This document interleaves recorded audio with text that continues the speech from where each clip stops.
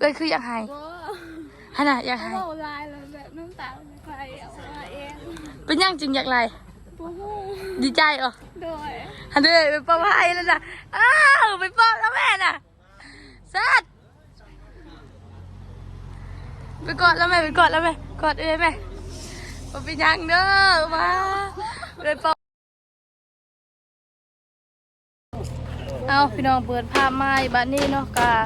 พ่อกับน้องไซคือก็เอาสบายดีเด้อสบายดีสวัสดีเพื่อนพี่น้องเอซีมาสกูทุกคนเพราะว่าอยู่ในและก็ต่างประเทศเนาะเพื่อนพี่น้องกันยินเด็ดช่วง5 คุย2ขนาดน้องไซสายลุยคือเก่ามื้อนี้กะนี่แหละมาอัปเดตเฮือนน้องล่างคือเก่าพี่น้องกะมากับน้องมีนาคือเก่าคือเดิมนี่อ๋อมาอีกมื้อนี้ผู้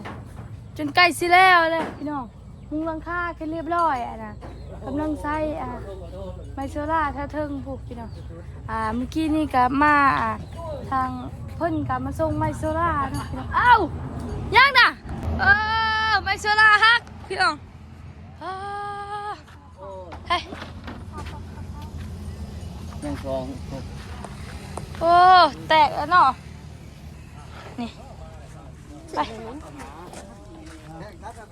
นี่จะใช่ว่าไว้อยู่เทิงอยู่ ปอ เสียไว้ในนี้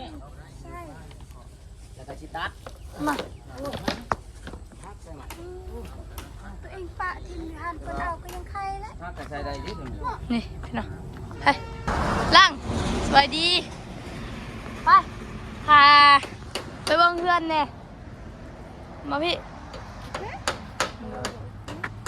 เพิ่นใส่ไม้แปดนี่หักกันตอนแรกนี่บ่เพิ่นไมโซล่าเพิ่นหักเอามาส่งเมื่อกี้เนาะพี่น้องต้องใช้ไว้ทันถ่ายคลิปซ้ำงามไมโซล่าปั๊บไปใส่โอ้ปั๊บกับไผมาน่ะสาวยังน่ะนี่เนาะ ปอกเอ้ยลืมพ่อปู่แล้วบ่ หันเด้เนาะไปเพิ่นไปไซน่ะเพิ่นว่าโอ้สวัสดีเด้อเดี๋ยวเอาน้ำหวานให้สร้างเพิ่นไป พ่อปู่กินฮอด พ่อปู่คิดฮอดไปเอาน้ำหวานให้สร้างเพิ่นเพิ่นตุกไปเอาให้เพิ่นพูดนะให้เพิ่นอยู่เทิงอยู่รูปนี่ โดยขอบใจ โดยสบายดีเด้อ เอาไปยังทีมให้อยู่เทิง เงินไปขึ้นทางเอื้อนน้องล่างยังบ่เคยขึ้นจะคือได้พี่น้องขึ้นได้บ่นี่ได้ขึ้นซะอ๊อบอย่าพาเลยอย่าได้ไปตั้งหัวค่อยเสร็จมาทันเบิ่งซ้ำเป๊บปั๊บมาพี่ไปใส่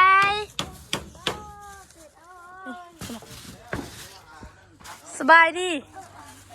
โดยหมดซองสาวโดยไพ่น่ะเอาน้ำมันให้โดย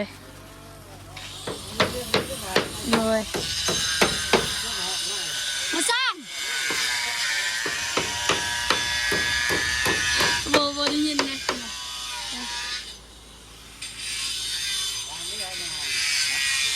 เอาน้ำมันให้โดยใส่น้องลังน่ะลังใส่มารีวิวเพื่อนให้เบิ้งแน่ขึ้นได้บ่มาพี่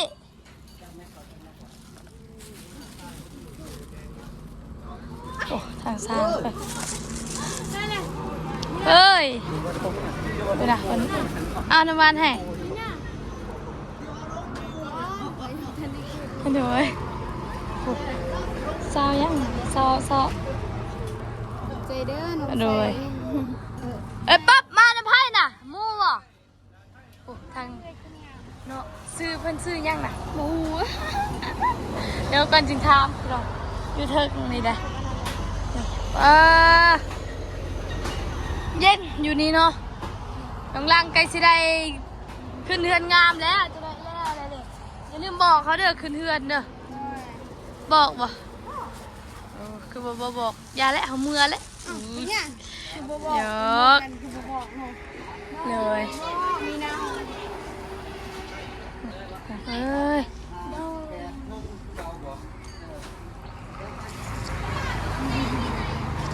ให้ไปเลี้ยงวัวมือนี่กินแล้วข้าวมือนี่นะทั้งสร้างคุณดิกินอาหารยังด้วยจะจิบขาจะจิบขาบ่จะเดินบ่ได้เลยมั้ยเขาเห็นในคลิปพอเขาจะว่าเคยเจ็บขามืออื่นเคยเดินบ่ได้ แต่มันนี่ได้แล้วพอกินยาเลยเด้ เอายายัง ยาเบิดเป็นพี่ จะเป็นยังสะเป็นปลาดงบ่ เป็นพี่เป็นพี่ไปกัน เป็นยังเป็น มี พี่ หน้ามาเม่นแบบนั้นคิดว่าเจ้าจะเป็นพี่เป็นสิเนาะ ฮะ ไป เป็นตุ่มบ่มันเป็นตุ่มแบบ เป็น บ เก วม ลียแล้วก็บ่แม่นบ่พี่ เอาพี่บ่ภาษาลาวห้องบ่ดูอาจจะแม่นดิ เป็นพี่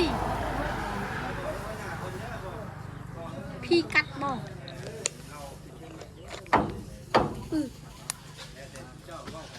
โอ้ คือค่อยคือกันอยู่เจ็บมองนี่เจ็บมองนี่เจ็บนี่ นี่ลงเดี๋ยวลงไปก่อน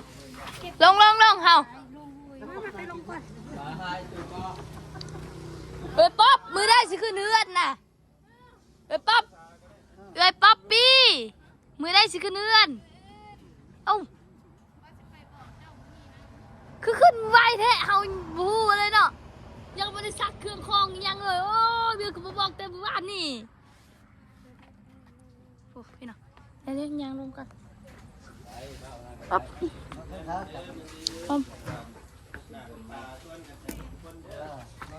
เฮ้ยเดี๋ยวให้ เพื่อนมากินมาหมวนน้ำกันเด้อ โอ้เพื่อนงามได้ถึงย้อนสร้างแน่นอน โดย สร้างลงไปนี่รู้แล้วเด้อ โดย จะมงวันเวลาเท่าไหร่ล่ะน้องไอ้คือ ไปตอนประมาณ7 โมงก็ได้8 โมงโดยพอปูน้ำเด้อแล้วก็พ่อสร้างคนอยู่เทิงน้ำ อย่างพ่อปู่เพิ่นบ่ไป เอ้ยป๊อปมากับไพ่นะหมู่บ่ แม่น มันชื่อย่างก่อน ย่ำแล้วพ่อปูเนาะเสือน้ำ น้องน้ำเปื่อยน้ แล้วก็ทางน้องล่างน้ำเด้อมื้ออื่นคันกะเฮาคืนเทือนไม้มาลิ้นมาหอมน้ำกันเด้อ ำเอ้ยคือว่าขึ้นไวแท้น่ะเอาสวัสดีเด้อทางนาวาเซียด้วยเอ้ยคือขึ้นไวแท้น่ะ กะมันโดนเติบแล้วเด้ อืมเอ้ยคือบ่บอกเฮาแต่มื้อวานนี้ เพราะว่าสิบอกแต่ว่าลืม เป็นนี่ได้งาน เฮาบ่ได้ ไปบอกอยู่เพื่อนมื้อนี้แล้ว เฮาบ่มีเสื้อผ้าใส่เนาะเสื้อผ้าก็ยังบ่ทันแห้งซักหมดเลย บ่ไปบ่ได้เด้อ บ่ไป บ่ไปแล้วค่อยสิเห็นเจ้าแล้วค่อยสิบอกว่าบ่ฮู้จัก โอ้ไปยังสิบ่ไปนอนเด้อไปนอน ไปนอนก็ได้ไป บ่ยอกซื่อ เอ้ย ๆไปมื้ออื่นพุ่นแหละคือยังไห้เอ้ยน่ะเอ้ยคือยังไห้ บ่ หั่นน่ะอยากไห้ เว้าลายแล้วแบบน้ำตาไหลออกมาเอง เป็นหยังจึงอยากไล่ บ่ฮู้ ดีใจเหรอ โดย หันเด้อไปป้อมให้แล้วน่ะอ้าวไปป้อมแล้วแม่น่ะซัดไปกอดแล้วแม่กอดเอ้ยแม่บ่เป็นหยังเด้อมาเลยป้อมให้เลยพี่น้อง เดินมาเด้อ เลยเป่าลายจนอยากให้เนาะความดีใจเนาะมื้อสิได้ขึ้นเฮือนแล้วสิได้อยู่เฮือนงามแล้วเนาะสิบ่ได้ไปนอนแล้วบ่ได้นอนเฮือนไม่เท่าแล้วสิได้นอนเฮือนงามแล้วน้องหลังก็คือกันเดี๋ยวแล้วบ่อะไรไปได้บ่ถามแม่เพิ่นซื้อหยังน่ะถามเพิ่นซื้อหยังว่าภาษาละเทิงก็ได้แล้วเป็นคนละเทิงคือกัน มันคือย่างคือย่างสื่อป๊อป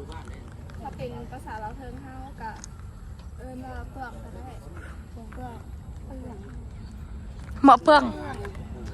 แบบเปลืองแนวประมาณนี้เป็นบ่แบบเฮานะอาศัยเขาเจ้าซื้อเปลือกนะพี่น้องเบิ้งน้องหลังโมเมนต์เบิ้งน้องไวนี่ยังเปลี่ยนแปลงไปนั่นแหละเราว่าสิไปมื้ออื่นเบิ้งนี่ ก็ตอนแรกสระก็ได้ สะออกอะไรสะออกอะไรเมื่อกี้นี่ เมื่อกี้หนูก็จะสระอะไรจะเจ้าบอกถ้าไม่ได้คิดจะกันเลยไปบ้างกันเด้อ โดยไปหาหมู่ก่อนทางไอ้ป๊อบเพิ่นนี่ว้าพาไปเชราก็งามเนาะยังเพื่อนบัดเดียวเด้อ โอ้ทางไอ้สร้างพอสร้างเพิ่นเนี่ย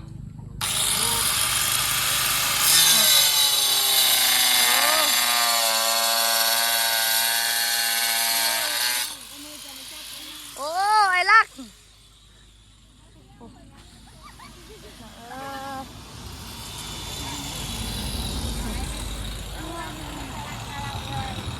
คุณกับไอ้ลังอันนี้กับน้องลังไอ้ลังเขาจะตั้งซื้อไม้เด้ ไอ้ร่างอันนี้จะยืดเป็นจะไม่จะบอกเป็นอะไรไอ้ร่างชื่อไม้จัน เปลี่ยนชื่อยัง ชื่อยังก็ได้แต่ว่าไม่ชื่อหลังไกรน้ำไกรชื่อยังว่า ซื้อยังก่อนนะบ่าวจันตั้งให้ตอนนั้น เดิมแล้ว อ้าวนะบ่าวจันซื้อยังก่อนนะบ่าวตั้งให้ลาติก่อนแล้วลืมแล้วล่ะวะน้องนิรันดร์ลืมชื่อตัวเองกันนะ น้องนิรันดร์เนาะหักกันซัวนิรันดร์นะ หากระชวนเรื่องเนี่ย เอาเมื่อได้ยินบ่เพลงนะเราจะรักกันซัวนิรันดร์